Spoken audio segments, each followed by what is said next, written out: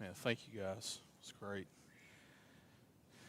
He is worthy of all of this, being the last lines we sang are absolutely perfect for what I want to share today. And to start that off, I'll go ahead and tell you, we just got word that the DG is already out of bread and milk. So, just kidding.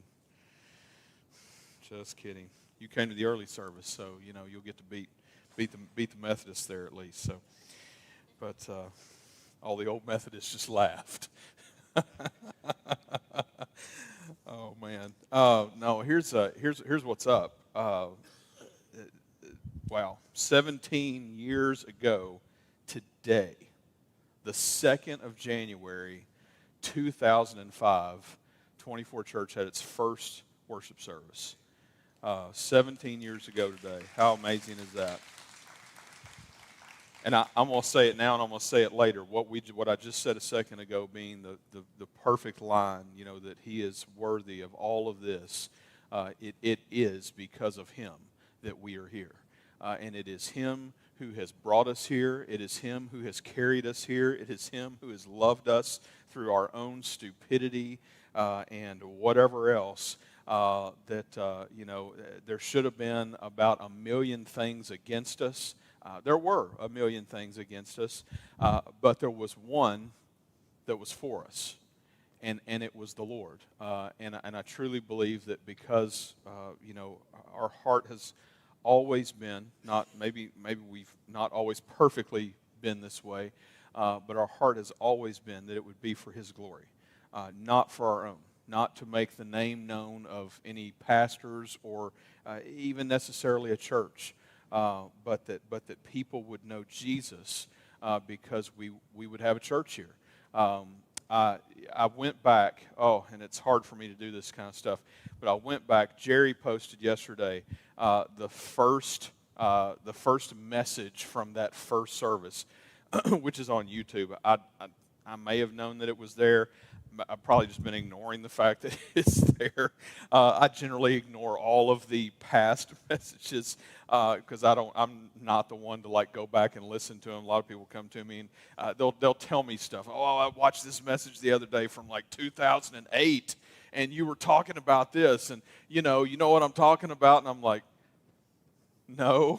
I don't have a clue what you're talking about. I don't, and so it's funny, watching a message I taught 17 years ago today over at Pleasant View Elementary School, and I don't remember a lot of that. There's pieces of it that I'm like, oh yeah, I remember that, and I'm like, I don't remember this. I don't remember this illustration. Whatever it is. I've already been praying for us as a church as we enter into a new year, and like most folks, that are entering into a new year, I'm praying and asking God, what is it that you want from me in this coming year? What is it that you want, even bigger picture? What do you want from us and for us as a church, as 24 Church? And so I've been praying about that. I've been praying about this for months, honestly, on and off throughout, thinking through, different things. And I knew I was going to have a couple of weeks before we launched into a series that we're going to do in a few weeks that we will start. That is kind of a, who is 24 Church type of a series. But before we got there, I thought, well, what do we need? What do we need as a church? What do we need to do to prepare our hearts? And, one of the things that I thought about was it's hard for me every year to not want to, not this is a bad thing, but it's hard for me every year to not want to go back and think about the things that God has done over the past years. And I think a lot of times we're not great, we as people, and maybe even we as a church, are not always great at stopping to smell the roses, so to speak, and go, look at what God has done. Look at what God has done. And to let Him get the glory for what He's done. I mean, the fact that we're here 17 years later is nothing short of a miracle. I mean, it really has to be the Lord, wanting that to be the case, and I'm so grateful for that. So, I woke up yesterday morning, and the first thought that I had in my head yesterday morning when I woke up was the old hymn, Count Your Blessings. Now you're singing it in your head. Like, I mean, some of y'all just, I mean, you went there. I mean, just as soon as I said it, and you're going to be singing it the rest of the service. That's fine. We're not singing it. But,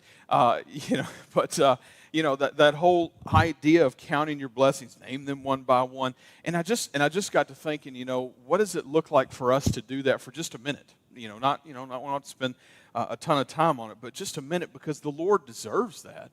The Lord, He deserves us recognizing things that He's done. And so I just started thinking about all the things that we could count. We could count 17 years of being together. By the way, just out of curiosity, is there anybody in here that was here 17, well, not here, but in that gym 17 years ago? Dusty and Sheena, Ben, I can't even tell who's back there raising their hand. Who is that? The Cars? Okay. And Suzanne, are you claiming that you were there? Is that what's going on? Okay, you were pointing at them. Is that what you were doing? Okay, yeah. So, it's crazy to think about. In fact, you watch that video. Nathan wasn't with us till the very next week. So his 17-year anniversary is next week. So you can wish him happy anniversary next week.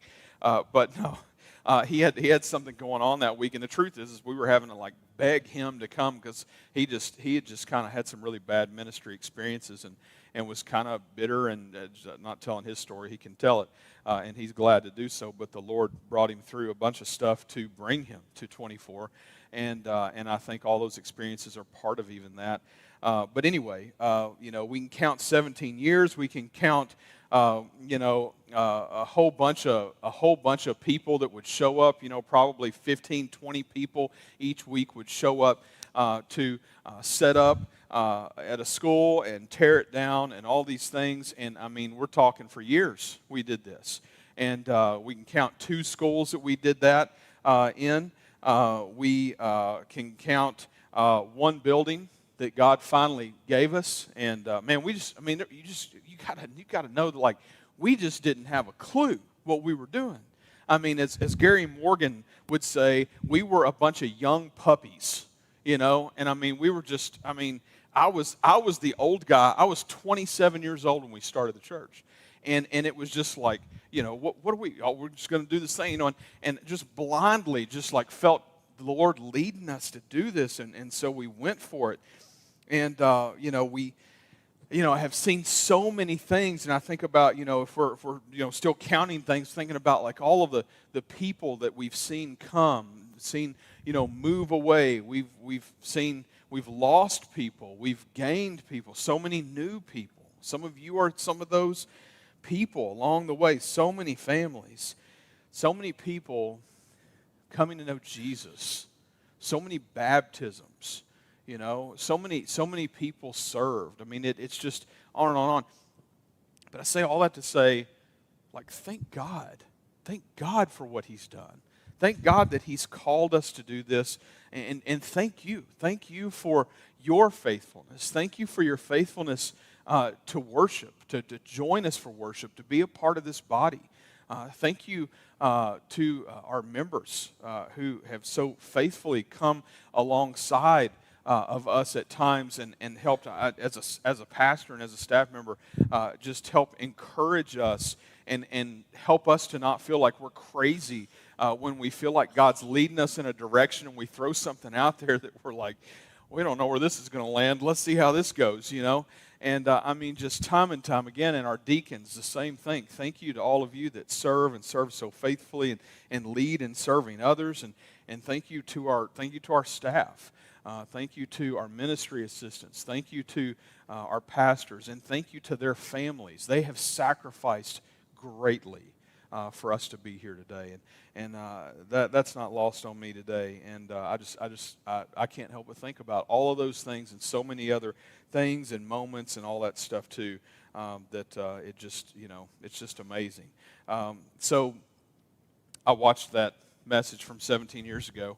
And there were a few things that stuck out to me that that just kind of came to the top as reminders. One of those is that we're we are still as a church called to many of the same things. In fact, we're still called to all of the same things. We're still called to worship Jesus. We're still called to glorify Him, to make Him known. And that's through singing songs to Him, but that's through how we live out there. You know, that's that people would see Him in us, that we're still called to make disciples, that we're still called to grow in Him and in His Word and our relationship with Him, that we're still called to be a family for one another. One of the things that struck me that I actually said, there was a lot of things I said that I was like, you idiot, you know, why'd you say that? Stupid 27-year-old doesn't know what he's doing, you know.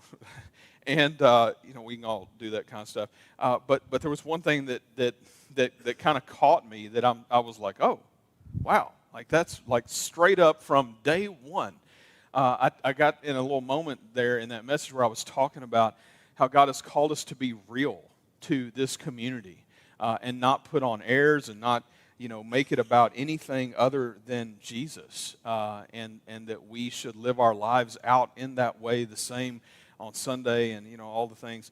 And you know, I was just like, man, that's true, and that's so good, and such a great reminder for us today. But we're still called to be that family for one another, and you can't be a family if you're not real with one another. You may go, well, I fake it with my family. Well, good luck with that. We are still called to reach our community. We're still called to reach people for Jesus. That's why we started church. That's why we started church.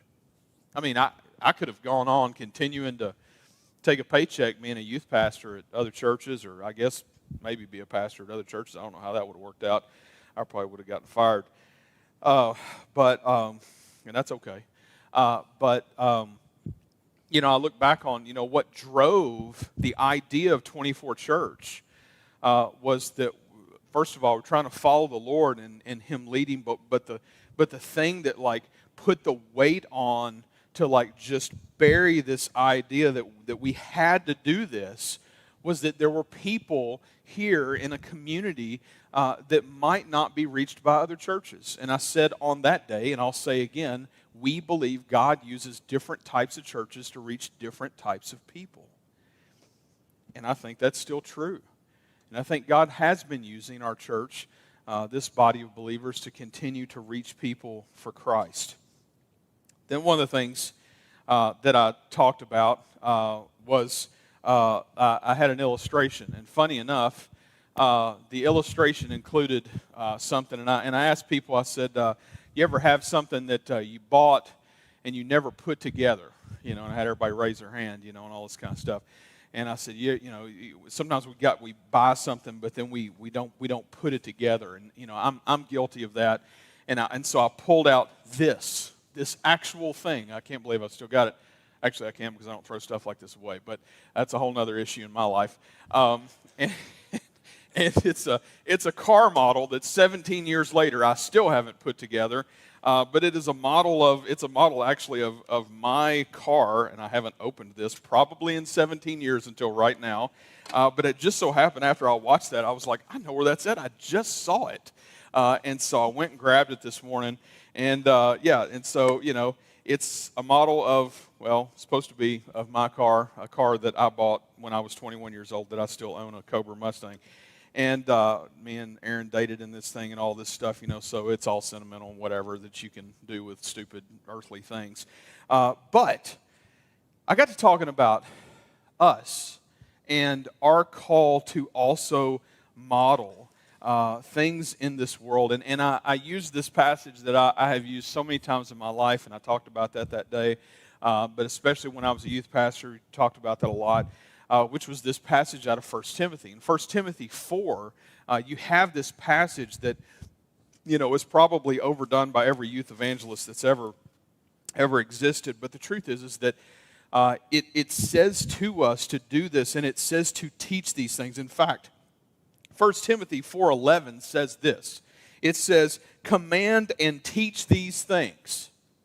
And then it goes to verse 12. Let no one despise you for your youth, but set the believers an example in speech and conduct, in love, in faith, and in purity. And if I'm remembering correctly, we went on actually after that week to break down each of those things, to do a week on each of those things and talk about what it looks like for us to lead in an example and model this example of Jesus, for others. But I mean, it even says specifically to believers, and don't let anybody look down on you because you're young. And of course, I'm sure I was, really, wanting to drive that home because I'm a 27-year-old preacher at the time, 17 years ago, trying to talk people into believing that they should listen to me. That's probably where my head's at. I don't know. I can't remember for sure because it was 17 years ago. But the beauty of this passage is that it always stands the test of time. And the thing that came to me as I was thinking about this whole idea of modeling, what God has called us to, is that it fed into these weeks that, I was talking about before we get into the Who is 24 thing. And I thought, that's actually pretty good. And I actually kind of fought off like sharing these passages that I shared 17 years ago. And it made me reminded me of Jerry Seinfeld, who actually, and I love keeping up with comedians and stuff, but Jerry went on the David Letterman show, and he did a whole bit like talking about like ancient David Letterman years, late night David Letterman years. And it was the first time he was on Letterman, and he did this whole thing. Well, then when Letterman was retiring, he had Jerry on, I think within like the last week of him having his, last show on, mainstream late night or whatever. And Jerry went on and he did the exact same monologue from front to back. Like didn't come out and like warn anybody, he just came out and started telling jokes that he had told like 20-something years before. And I'm like, I can't do that. And then I'm like, I'm going to do a little bit of that. And so that's kind of where I went with this today. And so in the idea of this and the thought of this whole modeling of what God has called us to, I think for us to start the year off thinking about what does the Lord want for our lives is a great question to ask. And I really believe that the answer to the question is that He wants us to model Him. And we know that, and we know that He wants us to model Him. But I think for a lot of us, I think we get so caught up with life. And I think, the one good thing that happens over times like Christmas and New Year's and things like that is that we take a break from a lot of things going on. And if we're really honest with ourselves, we pay attention a little more to maybe some things that are more important in our lives. And we start to realize how much time we spend doing things that are not as important. Not to say that they're not important at all, but, it's a priorities issue. And I think for most of us, if we're just really super honest with ourselves, we have priority issues at times. And with those priority issues just comes all the natural issues that we will have when we put other things before the Lord. So then, I shared this passage, and I'm going to share it too. And in this passage, we see Jesus and His disciples. And this is John 13. In fact, if you got your Bible and you want to go to John 13, that'd be great. If you don't have a Bible, our ushers have Bibles. They will be glad to bring you one. Just throw your hand up and let them get you one. John 13, we have this passage where we see Jesus doing something with His disciples. By the way, if you don't own a Bible, you're welcome to keep that one. I'm glad for you to have it as a gift. But John 13 brings about this reminder of something that is so important for Jesus to do when Jesus came. I think for most of us, when we think about Jesus coming, and of course we've been celebrating the coming of Jesus and the birth of Him as a baby and all these things and whatnot. But then we think about that. We think about the cross, and we think about an empty tomb. But there's something that Jesus does for 3 years, and really His life before that, but we know the majority of it about these 3 years, and that is that we see Him model for us what it looks like to follow Him. He has disciples. He's leading His disciples. And up until John 13, He's not just leading His disciples. At John 13, he humbles himself to do something here. Now, John 13, and we're going to read the majority of this passage, and the reason being is because I felt like it was perfect coming off of last week where we spent some time in God's Word remembering the Lord's Supper and taking communion together. And we talked about that last week. If you missed it, I'm so sorry. It was a pretty awesome time together with the Lord. But in John 13, we see Jesus before that, but at the same time. So the disciples have gathered for this feast with Jesus at Passover. You know, in fact, let's just go ahead and read John 13, 1, and it says this. It says, "Now before the feast of the Passover, when Jesus knew that his hour had come to depart out of this world to the Father, having known his own who were in the world, he loved them to the end." So let me just kind of remind us that in this moment, what we've got is we've got Jesus with the disciples, and Jesus is about to be had. They're about to come get him. They're about to take him, arrest him, do all these horrible things to him, and then kill him, okay? And so that's the moment and where we are in Jesus' life right here is that's this moment. And so in verse 2 it says, during supper, when the devil had already put it into the heart of Judas Iscariot, Simon's son, to betray him, Jesus, knowing that the Father had given all things into his hands, and that he had come from God and was going back to God, rose from the supper, okay? Jesus rose from the supper, and he poured water into a basin and began to wash the disciples' feet and to wipe them with the towel that was wrapped around him. He came to Simon Peter, who said to him, "Lord, do you wash my feet?" Jesus answered him, "What I am doing you do not understand now, but afterward you will understand." Peter said to him, "You shall never wash my feet." And Jesus answered him, "If I do not wash you, you have no share with me." Simon Peter said to him, Lord, not my feet only, but also my hands and my head." Jesus said to him, "The one who is bathed does not need to wash except for his feet, but is completely clean. And you are clean, but not every one of you." For he knew who was to betray him. That was why he said, "Not all of you are clean." It goes on in verse 12, and it says, when he had washed their feet and put on his outer garments and resumed his place, he said to them, "Do you understand what I have done to you? You call me teacher and Lord, and you are right, for so I am. If I then, your Lord and teacher, have washed your feet, you also ought to wash one another's feet. For I have given you an example that you also should do as I have done to you. Truly, truly, I say to you, a servant is not greater than his master, nor is a messenger greater than the one who sent him. If you know these things, blessed are you if you do them." Jesus washes the feet of the disciples. So, I want you to think about this for just a minute. I want you to think about Jesus as a leader to these men. And he's been training them in the way that they should go, so to speak. And all of this all along the way. And then now we're going to take this break and we're having this Last Supper, okay?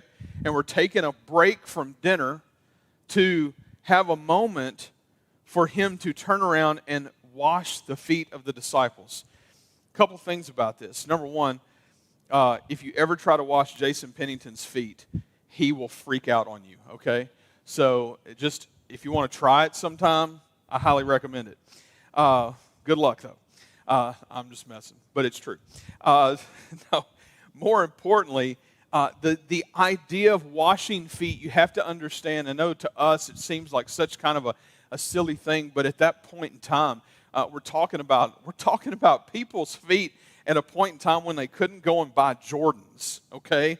You know, they're wearing sandals, or they're even walking, a lot of people walking barefoot a lot of time. And so their feet are like nasty. Not like, kind of dirty and they probably rinse. I mean, like they're just plain nasty all the time. And the job of washing feet was actually meant for non-Jewish slaves. I'm just going to let that kind of sink in a little bit here. We're talking about Jesus, his disciples, and Jesus basically is willing to do something that none of them would have been willing to do for anybody. And there's a couple of things that Jesus is trying to accomplish here. And first of all, we see the disciples just kind of like losing their minds a little bit about this whole thing. They're like, they're so wound up about this. Like, what are you doing washing our feet? Like, you can't wash my feet, And then some of them are like, well, you just give me a whole bath, I guess, if you're going to go at it, they're not figuring out why, Jesus is willing to like be Mike Rowe for a day and take on the dirty job of washing people's feet. But Jesus was trying to make a point, trying to make a couple of points, to be honest. And one of those things that we see Jesus doing here is he's trying to set an example for us.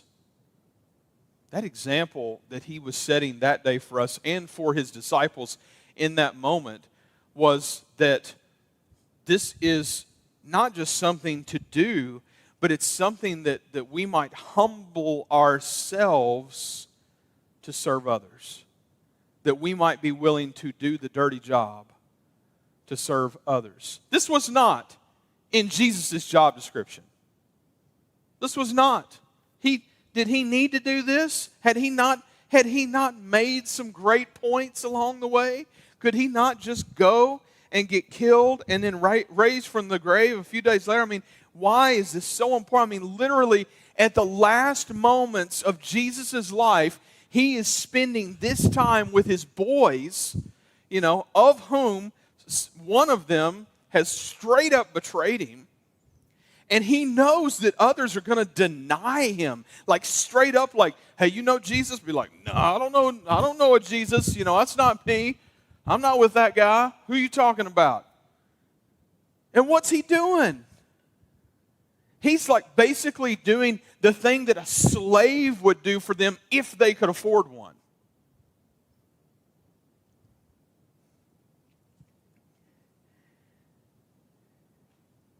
And he's modeling for us. He's modeling for us the attitude in which we should approach those people in which God has put into our lives, that they might too be disciples of Christ. You may say, well, not all the people in my life, Chris, not all the people. No, not the ones who are going to stab me in the back, not the ones who might betray me. Oh, really? No. Jesus washes all of their feet.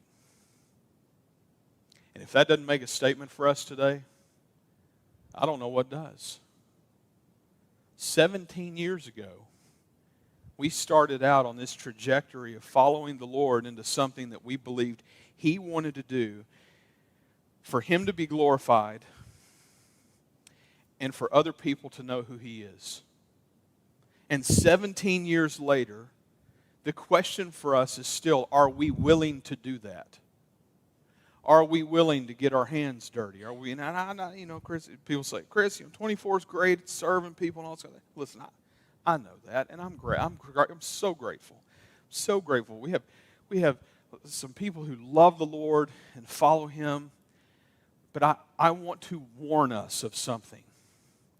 It's also easy for us sometimes to compartmentalize these things in which we do for Jesus. This isn't about a ministry project. This is about our lives and how we give of ourselves to literally everybody that God has put into our lives. We are still called to model Christ, period. what does that look like? It looks like glorifying God. It looks like making Him known. It looks like worshiping Him above all else. And maybe you're kind of in this like New Year's, like, what am I going to do about New Year, this new year, and how am I going to approach this new year? What's some things I need to be thinking about, or what are some things I need to change, or whatever it is. And I'll just tell you that I think for most of us, I think where we should start, if not all of us, where we should start is my life a life that glorifies God? Do people know who He is because they know who I am? And really, listen, we can't, it doesn't do us any good to do that to check out the box, okay? Don't approach it that way. Approach your relationship with the Lord. What's your discipleship looking like right now? Where are you with Jesus? Where's your relationship with God right now? That's the real question. You may go, well, it's not real good right now. I'm not really meeting with the Lord daily these days, or whatever it is. Let me encourage you. Give it a shot. Make a change in your schedule. Cut out time for you and the Lord. What's that look like for you to spend time with Him? Ben just put out a great reading plan that I think is a very doable reading plan to read through Scripture for this year. We're on day 2. You could totally catch up with day 1 right now, okay? And this is it's a beautiful opportunity. You may say, well, it's not really my thing. Look, hey, just try it. Just try it. Listen, if you don't want to try that one, there's a million others out there. Find a way to spend time with the Lord in His Word. Furthermore, don't do it alone. Don't do it alone. It's part of what God has called us to as a body of believers, is that we wouldn't do that alone. We'll be talking about some of these things in the weeks ahead, so I'm not going to talk about them a ton right now. And then the other thing is just loving others. God's called us to be a part of the process in reaching others. He does the work in people's hearts. He's calling us to be faithful with the relationships that He's given us in our lives, even the ones that drive us crazy, even the ones that betray us, even the ones who would, behind our back, say, I don't even know who that person is. God's calling us to love them and to be Jesus to them and to model something for them. And I'm truly convinced that happens through relationships, and we'll be talking about that in the weeks ahead. But loving people naturally, and that everyone can do this. We're all called to do it. It's not like all the extroverts should do that. It's not that. This is our mission.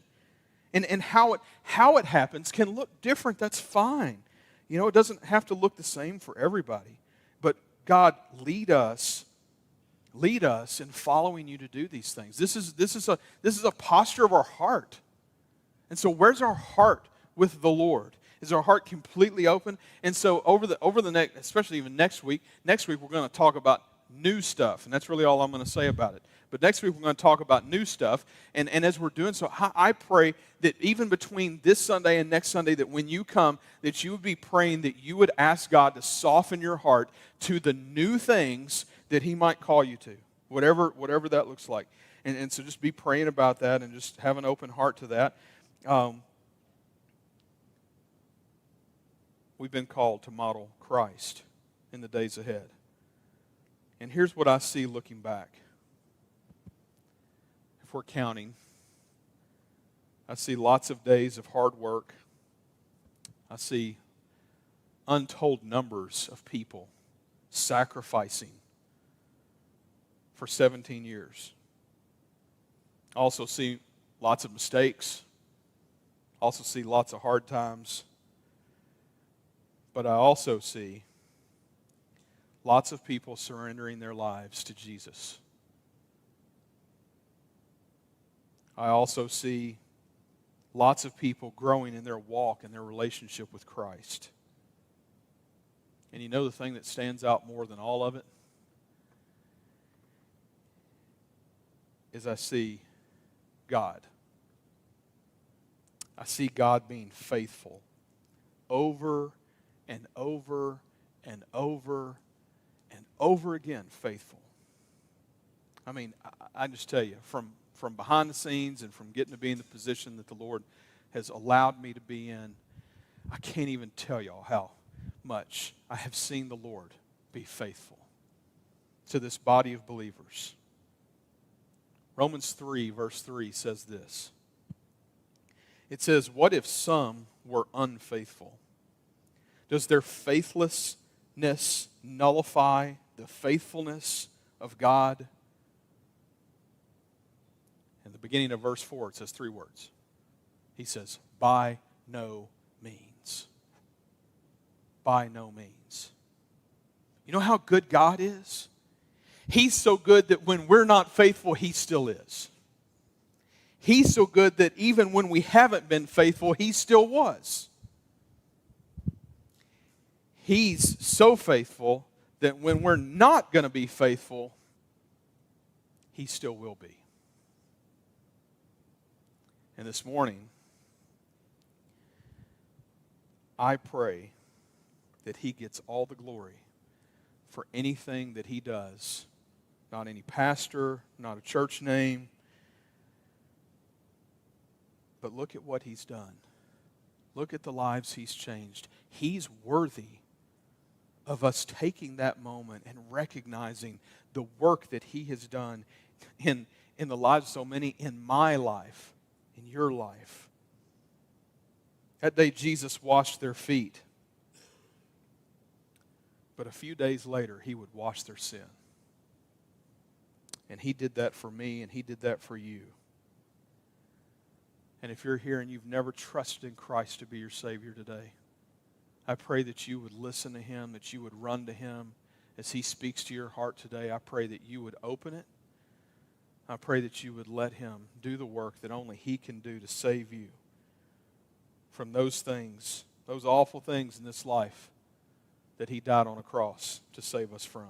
Look at what God has done. Look at the lives He's changed. In the weeks ahead, I pray that we as a church, me too, that we would dig deep as we look inward and upward toward who God is calling us to be as a church. Blessings can be counted from the last 17 years, and I pray that the count doesn't stop. Let's pray.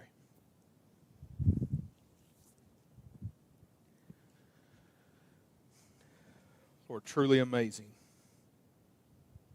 The model that You have given us, Lord, for this life. God, I pray that we wouldn't ignore it. I pray that we wouldn't try to change it. I pray that we wouldn't try to make it look like something that it's not. God, I pray that we would be faithful to it.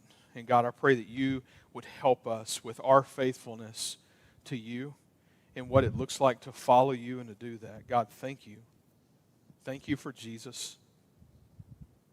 Thank You for the opportunity, Lord, that we have, God, just to meet You where we are. God, that we don't have to get cleaned up or anything or change beforehand. God, that You do all of that in us. God, I pray for anyone that doesn't know You, God, today, that they would begin to understand that You would begin to cultivate in their hearts, Lord. It's not about how good they are or anything else or how bad they've been, God, that You want them just like they are and that You do the changing. You make them new. God, thank You for the opportunity we have to be a part of Your family. And God, thank You for the opportunity we have to be family together for one another. God, thank You for 17 years of faithfulness. Thank You for all that You have done. It is all You. And God, we praise You for it today. And God, I pray that in the years to come, God, that You would continue to use us as the church that You've always called us to be. Glorifying You, growing in You, reaching others for the sake of Your Son and the work that You have done to forgive us and to make us something special for Your kingdom. God, use us for Your glory. We ask all this in Your Son's name. Amen.